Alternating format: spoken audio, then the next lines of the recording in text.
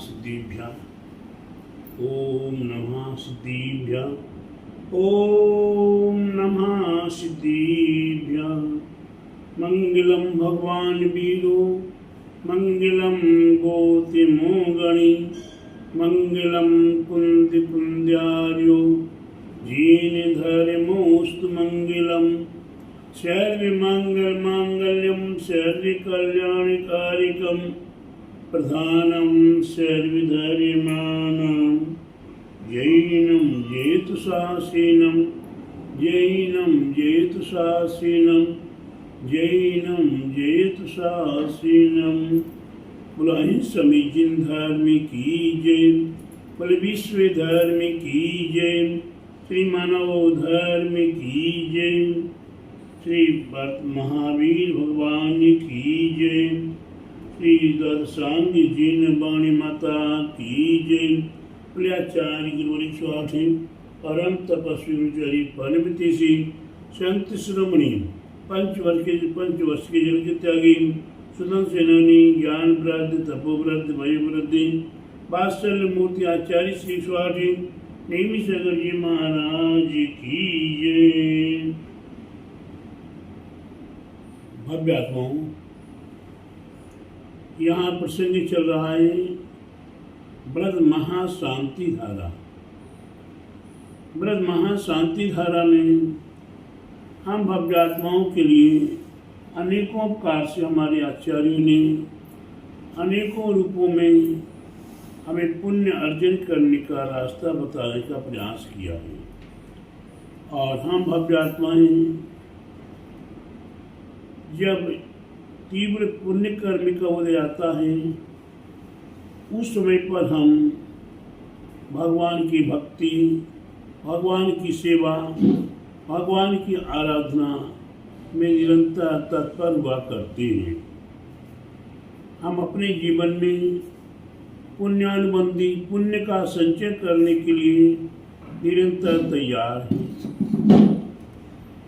आज यहाँ महाशांति धारा से संबंधित है कुछ बीजाक्षर मंत्रों का संक्षिप्त स्वरूप बताने का प्रयास किया जा रहा है।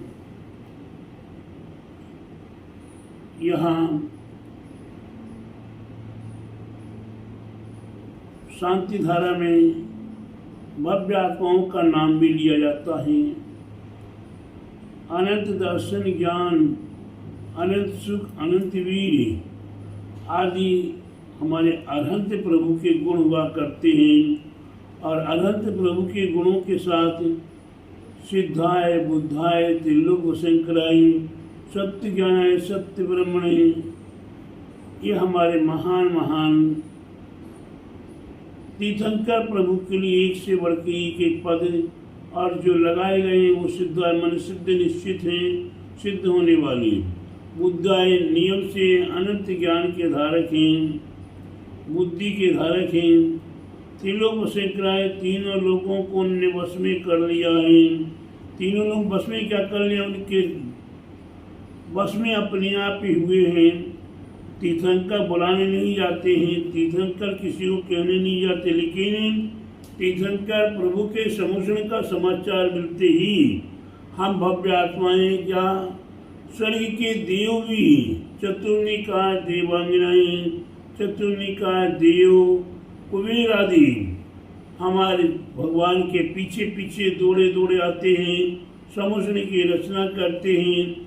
और फिर भव्य आत्माएं वहाँ दिव्य देशना का स्मरण करने के लिए एवं भगवान के तीर्थंकर प्रभु के दर्शन करने के लिए दौड़े दौड़े राजा, महाराजा, चक्रवर्ती आदि आदि अनेकों भव्य आत्माएं जाते हैं।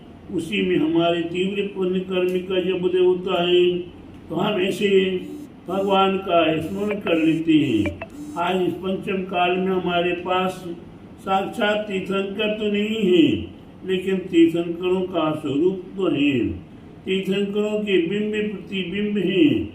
हम उनके चरणों में जाकर अवश्य भगवान की पूजा अर्चना करते हैं, तीर्थंकर प्रभु का दर्शन करते हैं और अपने जीवन के अनंत अनंत भवों के पापों का क्षय करें।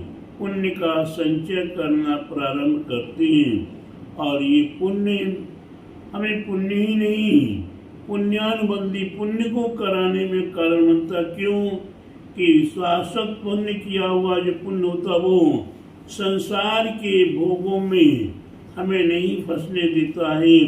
संसार के पार उतारने के लिए पुण्य फला अर्हंता, पुण्य के फल से अर्हंत जैसे पद की हमें प्राप्ति हुआ करती है।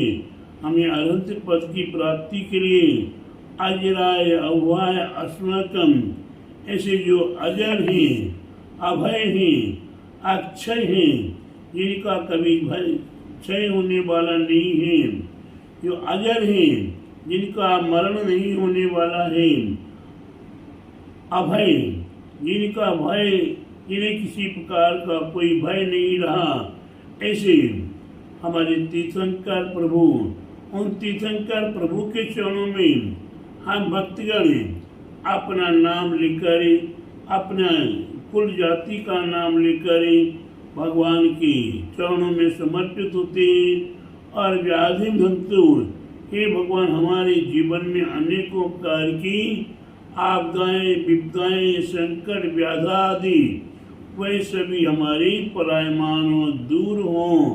क्यों कि आपके चरणों का चरण भी प्राप्त हो जाए, आपका दर्शन भी प्राप्त हो जाए, तो अनंत अनंत भवों का हमारा किया हुआ पाप भी नाश को प्राप्त हो जाता है। किस प्रकार से? इस प्रकार से चंदन के वृक्ष में, चंदन के वृक्ष में हजारों सर्प लिपटे हुए हों, वर्षों से लिपटे हुए हों, भुजंगधर हों, काले काले नाग हों, लेकिन उसमें भी अगर एक मोर आ जाती है और मोर की आवाज, कूक कूक की आवाज सुनाई देती ही सारे वृक्षों पे लिपटे हुए सर्प सहाय रूप से निकल के और अपने अपने बिलों में चले जाते हैं। ठीक उसी प्रकार से भगवान की वाणी या भगवान का दर्शन हमारे अनंत अनंत भवों के भुजंग से भुजंगधर के रूप में जो पाप हैं हमारे साथ अनादिकाल से चले आ रहे हैं, लेकिन तीर्थंकर प्रभु का समागम पाकर वह सारे पाप पलायमान हो जाते हैं, भाग जाते हैं और हमें पुण्य का संचय करने का अवसर प्राप्त होता रहता है। जैसे बिना किसी पूजन पाप साधा आते हैं, हम जिनेन्द्र भगवान की पूजा करेंगे, जिनेन्द्र भगवान का अभिषेक करेंगे और अपने आप को भगवान के चरणों में समर्पित करेंगे। हम अपना नाम लेकर, अपने परिवार का नाम लेकर या अपना कोई इष्ट मित्र बंधु है उसका नाम लेकर, अपना कोई हितैषी है उसका नाम लेकर, अस्माकम की जगह पर अपना नाम या विशिष्ट व्यक्ति का नाम लेना पड़ता है। तो अस्माकम, हम सेवका नाम, हम भगवान की सेवा करने के लिए तत्पर हैं। सर्व दोष रोग शोक भय पीड़ा विनाशिनम, भगवान की भक्ति पूजा अर्चना करने से, अभिषेक शांति धारा करने से क्या होता है? सभी प्रकार के दोष दूर हो जाते हैं। हम अनादिकाल से अनेकों दोष करते चले आ रहे, नहीं करना चाहते फिर भी करना पड़ जाते हैं। ऐसे सभी दोष, रोष हमारे अंदर, क्रोध कसाय आदि है, गुस्सा आ जाती है, रोष माने गुस्सा, वही गुस्सा भी कब आती है, किसके ऊपर आती है? भगवान पे गुस्सा नहीं आती, पशुओं पे गुस्सा नहीं आती, अनजान पर गुस्सा नहीं आती। गुस्सा किस पर आती है? जिनके साथ हमारा बिल्कुल घनिष्ठ संबंध है उनके साथ गुस्सा हुआ करती है।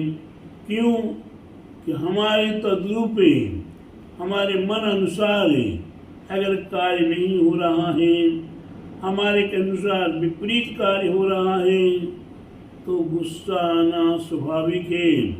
उस कार्य को बदलने के लिए बिगड़ गुस्सा के भी कार्य को बदला जा सकता है, लेकिन गुस्सा एक क्रोध कसाय है। एक क्रोध कसाय घर में आ जाती है, बाजार में आ जाती है, और यहाँ तक भी जिनालय में, मंदिर में भगवान की मूर्ति लिए हो उस समय पर भी गुस्सा आ जाती है।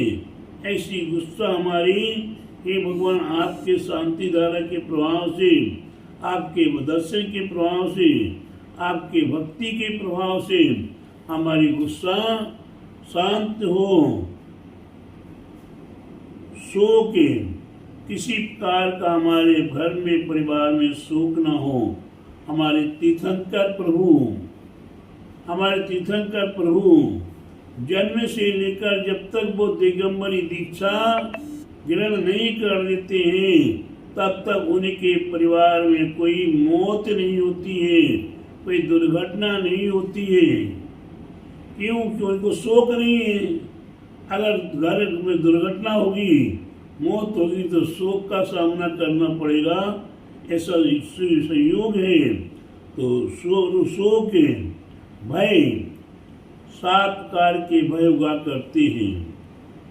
इस्लोक भय, परलोक भय, अकस्मात भय, मरण भय, वेग भय, त्राण भय और अगुप्ती भय।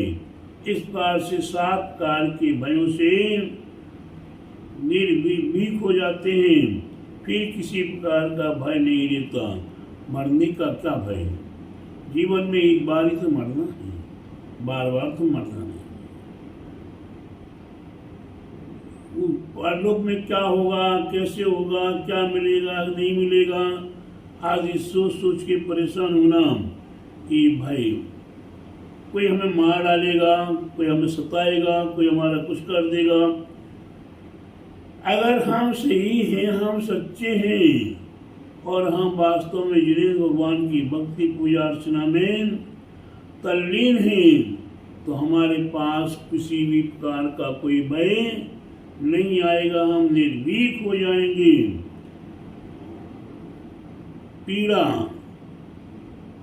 किसी भी प्रकार की शरीर में कोई पीड़ा ना रहे। हाँ, भगवान का स्पर्श करते हैं, भगवान का गंधोदक स्पर्श करते हैं, तो हमारे आचार्यों ने कहा है कि जो एक बूंद गंधोदक का भी लगाता है तो उसके शरीर में रोग शोके संकट पीड़ा नहीं आएगी। और जिनके शरीर में पीड़ा हो रही है, जिनके शरीर में संकट आया हुआ है, जिनका शरीर कोढ़ से दुर्गंधित हो रहा है, इस कोढ़ के कारण उनके माता पिता परिवार ने घर से देश निकाला दे दिया है, ऐसे 700 कोढ़ी श्रीपाल सहित जिनने वहां जंगल में सिद्ध चक्र मंडल विधान किया मैना सुंदरी ने, और वहां पर अभिषेक का जल मैंने गंधोदक के उन्हीं के शरीर पे छिड़क दिया। वो गंधोदक शरीर पे पड़ते ही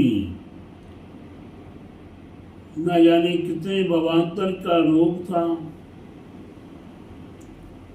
लेकिन गंधोदक के शरीर पे गिरते ही संपूर्ण कोढ़, गलित कोढ़, दुर्गंधित कोढ़ समाप्त हो गया और कंचन जैसी काया हो गई।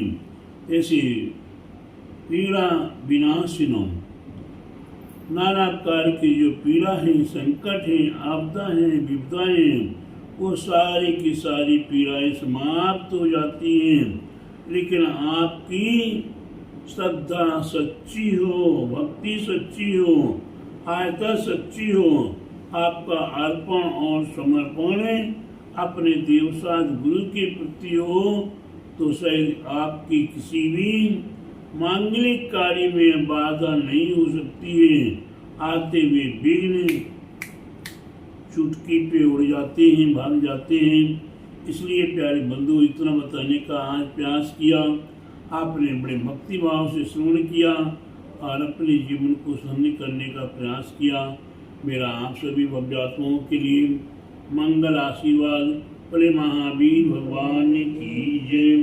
बड़े द्वादश सांग जीर्ण वाणी माता की जय।